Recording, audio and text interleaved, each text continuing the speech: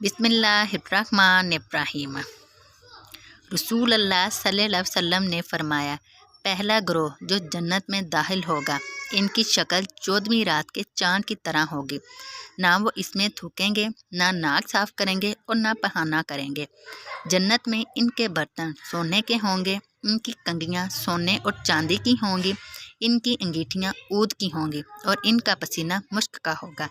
इनमें से हर आदमी के लिए कम से कम 2 बीवियाँ होंगी। खूबसूरती के सबब इनकी पिंडली का गुदा गोश्त के अंदर से नज़र आएगा। इनके दरमियान कोई इख्तलाफ ना होगा और ना इनके दरमियान कोई अदावत और दुश्मनी होगी। इनके दिल एक आदमी के दिल के मानद होंगे। वो सुबह शाम अल्लाह की तस्बीह बयान करेंगे। सुनन तिरमिज़ी हदीस नंबर 2537।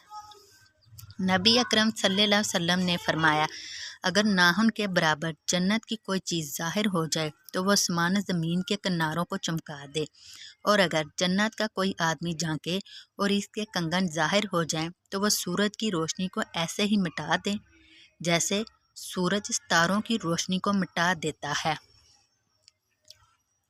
रसूल अल्लाह सल्लल्लाहु अलैहि वसल्लम ने फरमाया, जन्नती बगैर बाल के अमरद और सुरमगी आँखों वाले होंगे। ना इनकी जवानी ख़त्म होगी और ना इनके कपड़े बसीदा होंगे। सुनन तिरमिज़ी हदीस नंबर 2539।